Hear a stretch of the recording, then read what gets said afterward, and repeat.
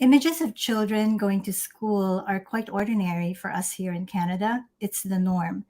But that is not the case for millions of children in other countries around the world. Why are so many children and young people deprived of their right to basic education? And how does the lack of access to global education affect us here in Canada? Most importantly, what can generous Canadians do to help? These are just some of the questions that we will be tackling in today's episode of Changemakers Live, which is dedicated to the International Day of Education. Changemakers Live is where we unpack social issues in everyday language for people across Canada. I'm Lexi Rodrigo. I'm with the Strategic Communications team of World Vision Canada. And here's my colleague, Karen Luz Sison. Hi, Karen. Hi, Lexi. We're looking forward to speaking about this really big issue.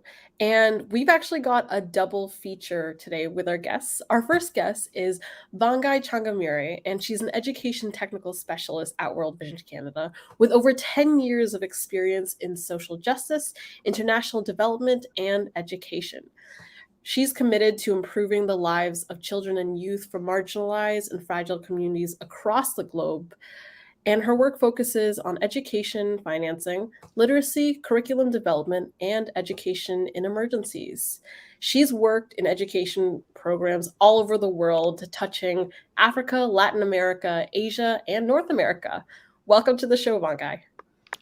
Thank you, Lexi and Karen. It's really exciting to be part of this session today. Yeah, this topic is so important that we have two speakers. Our second speaker is Nhial Deng. Nhial is a South Sudanese refugee. He spent 11 years in the Kakuma refugee camp in Kenya. And while he was there, he actually became a youth leader and community activist. He spearheaded projects like the Refugee Youth Peace Ambassadors, and she leads Kakuma. But today, Nhial is here in Canada with us, pursuing a bachelor's degree in global affairs and digital communications at Huron University. He's also the coordinator of the Refugee Education Council, a project funded by the Government of Canada. And Nhial is so impressive that he recently was awarded the Heroes for Children Award by World Vision Canada. Congratulations, Nhial, and welcome to Changemakers Live. Thank you so much for having me. All We right, have so many questions. So sorry, Kale. Yeah, we'll just dive right into it. Last week on January 24th, we celebrated International Day for Education. So I'd just like to throw this to Nhial. What is the International Day of Education, and why is it important? Thank you, Kale, for the question. So, International Day of Education is commemorated worldwide, and it's a day to celebrate, education and and the power of education as a transformation tool. As we all know, education has so much, transformation power in just helping people be able to achieve the life they want, be able to achieve their full potential. But across the world, there's so many different barriers that community face in accessing education. So this is also an opportunity for people to come together to look at, the role of education in transforming the world, especially toward achieving the SDGs. What are the barriers that community face that prevent them from, accessing educational opportunities, and what role can organization play, can government play in being able to advance education for all as a tool to change the world. Nhial, you're involved in a lot of advocacy for global education. Can you tell us a little more about what the current situation is? How many children and young people are unable to go to school? Yes, currently, according to the United Nations, 222 million children across the world do not have access to education because of armed conflict, because of climate, disasters, because of other natural, disasters. And this is a very dire situation. As we know very well, education is a tool that help communities, especially the most vulnerable, to be able to achieve a more full and brighter future. And 222 million children are so many dreams going towards. There's so many communities that do not have the access to a very powerful tool that can help them be able to achieve their full potential. um, so uh, um, uh, you know um, uh, these reasons, ranging from emergencies such as forced displacement. We've seen the number of refugees continuing across the world. To climate change, which has been also been driving. Just a few weeks ago, I returned from Kenya, where I visited the Dadaab refugee camp, which is one of the largest refugee camp in Kenya, and just over a couple of months ago, 100,000 Somali refugees have arrived in the camp because of drawback in Somalia. So just this tell you how education is being disrupted by all these emergencies. That prevent children from going to school, and 222 million are so many empty desks in schools across the world. There's so many dreams that are going to waste, and these are people who could help not just their own families and themselves, but can also support their community and work toward building a better world if they have access to that to education. Nhial, you're certainly someone who has lived experience in having your education be disrupted. Can you tell us a little bit about what that was like for you? Yeah, I think for me, I remember, when I was 11 years old, having to leave my, my village in Ethiopia, where I was born and raised.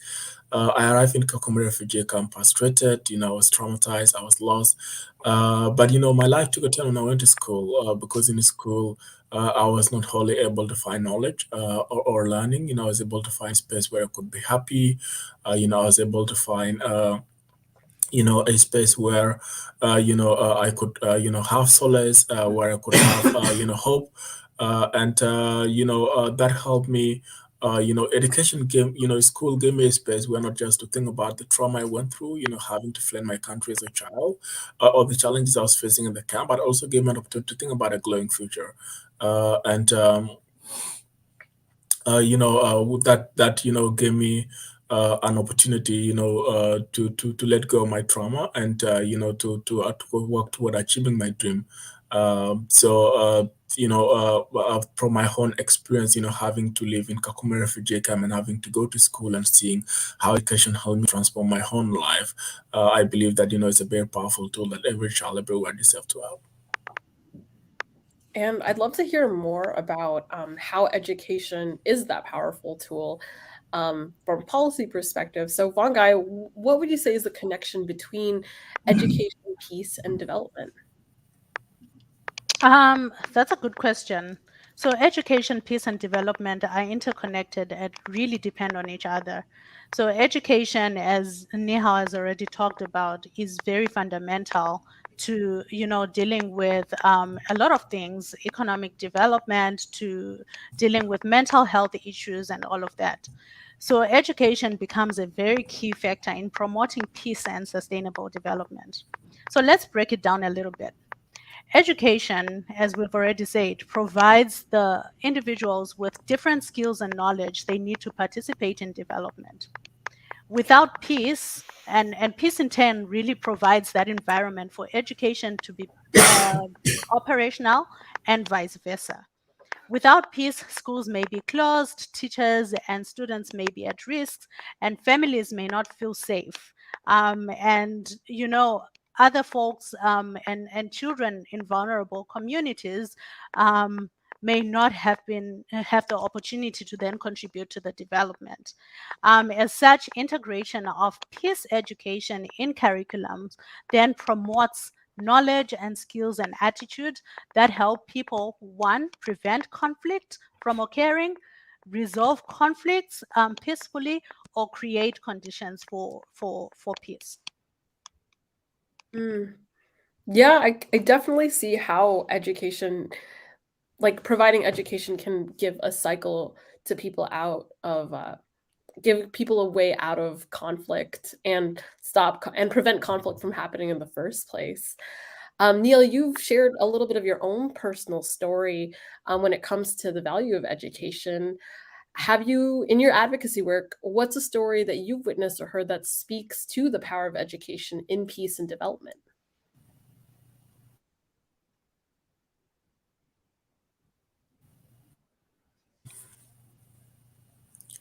Yes, thank you for that question, Kel. As I shared earlier, I firmly believe that education is a very powerful tool, and this is something, that I've seen myself in my personal journey, but also throughout, through the many incredible young people I talked to. One of the initiatives that I was involved in, Kakum Refugee Camp, is Refugee Peace Ambassadors, where we help young people, heal from their trauma, but also give them an opportunity to become leaders and change makers in their communities. And through that project, I've been able to interact with incredible young people, who came to the camp with nothing, who have faced so much challenges, fleeing the home country, have lost some of their parents, because of civil war and armed conflict, and who came to the camp and through education become leaders in their communities, working to build peace, working to build social cohesion, but we also at some point even go back to the home countries to contribute to rebuilding it. And we have seen such stories across the world. We've seen people, who have fled their countries, who have gone, to different countries, but with education, they've been able to go back to their home countries, agent of positive change and social transformation. So I think that is one way education, help communities be able, to not just, build their own potential, but it also give them an opportunity, to build their potential as leaders and change makers, so that they can contribute toward building a more peaceful and just world. When a kid go to school and they finish their school, that transformation do not just end with them, but it extend to their family, it extend to their communities, and extend to the world. Yes, indeed. If there's anything we've learned in the last couple of years, it is how interconnected we are in the world, really. And that's why education is such an important part of our work at World Vision Canada. Vongai, you've been our education technical specialist. How is World Vision Canada responding to provide global education? So World Vision Canada and across the World Vision Partnership, we believe that education does open doors for the future. But not only that, it opens doors to having children being protected from exploitation and violence, and girls especially stay safer from abuse and early marriages, which is one of the biggest issues that affect girls from going back to school. World Vision currently works with partners all over the world, government and communities, to support these education initiatives through various structures, implementation, and global action calls. With the support from the Government of Canada, we currently have projects working with vulnerable women and girls in DRC, which is our Every Girl Can project, in Mali through the Imagine project, and internally displaced populations in Ethiopia, northern regions, Afar and Tigray. World Vision has also been hosting the Refugee Education Council that you have mentioned, Nhial sits, which is a Canadian government-funded initiative that has, a representation of communities, of young people from host communities who have lived experiences related to forced displacement. Nihal can also talk a little bit about the REC. But before he does, alongside providing supplementary materials for education, we also have various teacher training programs and literacy-based programs that are non-formal structures, as well as supporting education, early childhood development education that works with teachers, parents, caregivers, and communities to better support young children's learning and development. As a follow-up, Vongai, can you share with us some of the results or one result off the top of your head that or an impact that we've made that's standing out for you? Sure. So I will talk about the current Ethiopian northern region project that is just starting. But one thing that we have really found out in this project is the incorporation and integration of linking education and other sectors is very key. In this particular project, which we call a Nexus program, we have supported children and vulnerable youths, especially girls, in getting support through using education as a platform to reach them with mental health, psychosocial support programs, child protection, livelihoods for their household, security, as well as water and sanitation. So we've been able to then have a coordinated program that supports a holistic approach in reaching one child within a conflict context. So my next question is for both of you, but Vongai, you can go first because as you're answering those questions, I can really feel your passion for this issue. What makes you particularly passionate about education? So I think one thing that really makes me passionate about education is growing up. So I come from a family of 6 girls. And one thing that my father has always done is to stress education and its importance, especially in girls' empowerment. And I was fortunate enough to get, a parent who understands the value of education, including, both parents really value the importance of education. And as I was going to school, I witnessed a lot of my friends who were dropping out and did not have the opportunities that I have. And so that's how I came into this field, because I witnessed a lot of my peers dropping out, especially girls. And some of my friends got married right after, the first level of secondary school. And it was heartbreaking to see this. And so just being able to support communities that have really difficulties in accessing education becomes a really strong and personal passion for me, because I've seen the value of education in how it has made me from where to where I am right now. What about you, Nhial? Thank you. I think for me, a big part of it is my personal story. When I arrived in Kakuma refugee camp, I remember the first few days. I was so worried about when I'll see my family again. I was so worried about when I'll go home again. I was so worried about how long I'll spend in the camp, because it took us 2 weeks to the camp. So I knew that the camp was pretty very far from my village. But through education, I was able to let go of my trauma. I was able to heal. I was able to achieve most of my dreams. When I was growing up, my dad used to have a small radio and we listened to BBC. And I said to myself that I want to be a journalist so that I can broadcast news and my dad can listen to me on his radio. So in 2020, I was working on a project in Kakuma refugee camp, and BBC contacted me, and I was able to do a live interview. And my dad watched the interview, and he was shouting, was like, "You made it!" I've seen so much that education can help, communities achieve, including those who are at the margin of community, including the most vulnerable. So that is why, this is an issue that I'm very passionate about, because I believe that with education, every child can achieve, their God's given talent and potential, and they can become whoever they want to be, no matter their personal, socioeconomic status,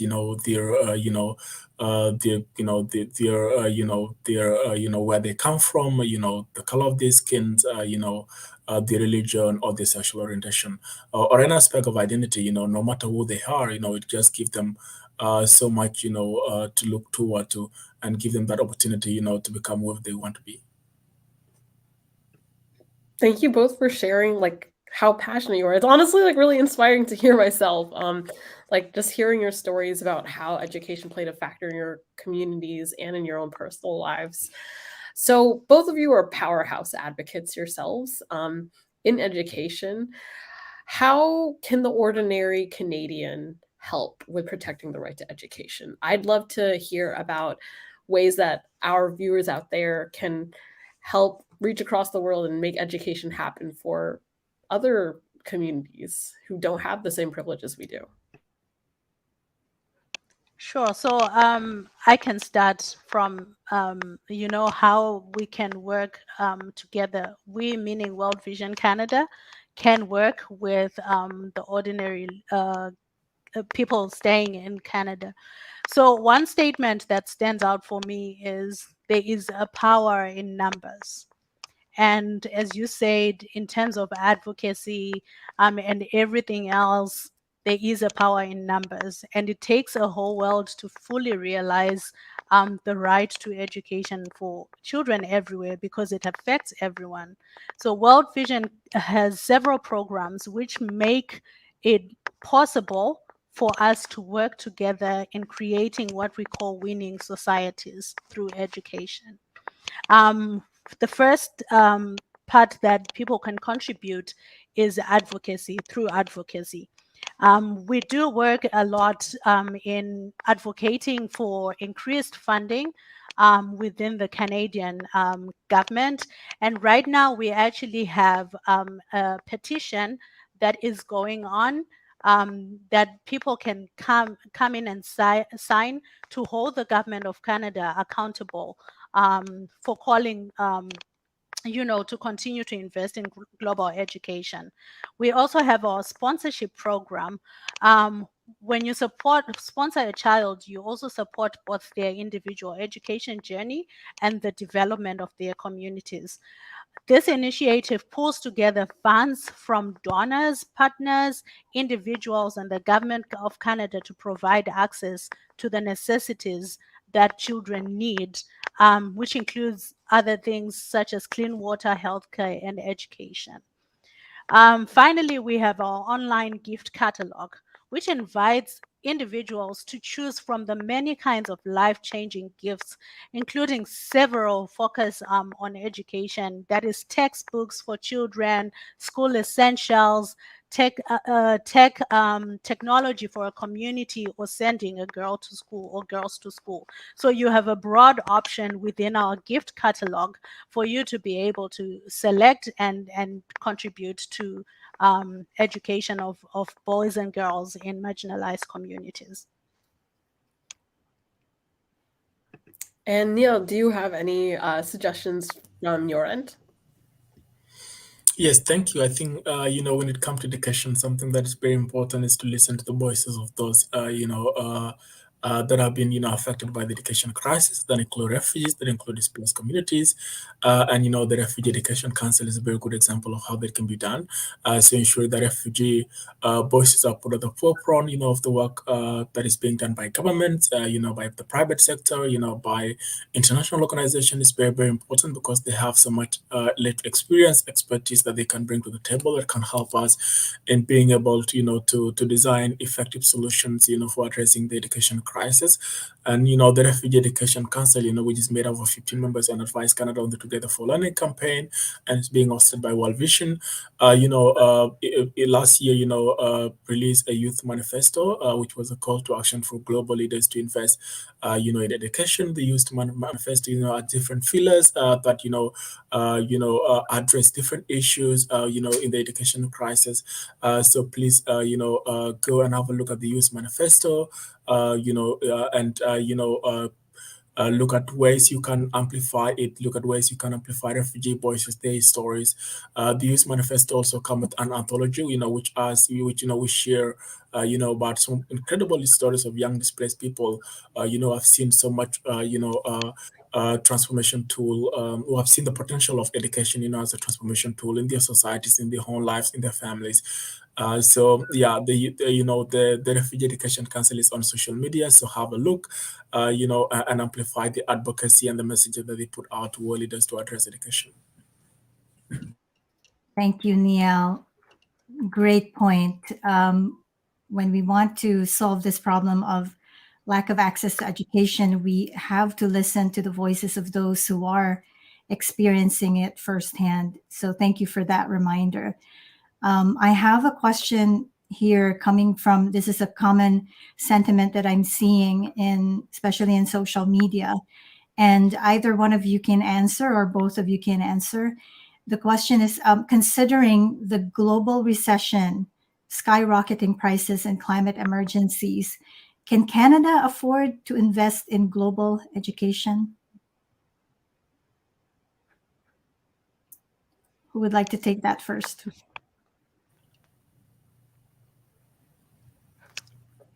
That's an interesting question. But I think one of the it's true there is a global recession and it's affecting Canada.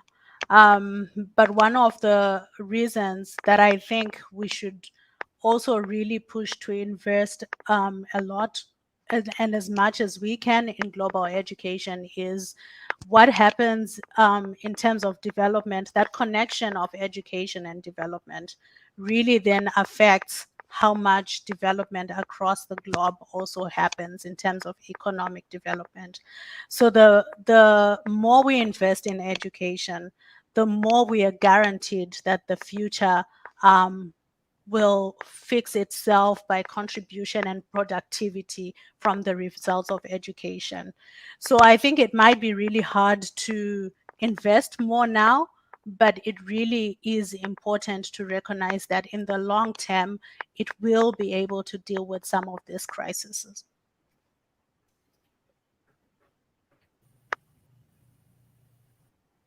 Nhial, would you like to add to that?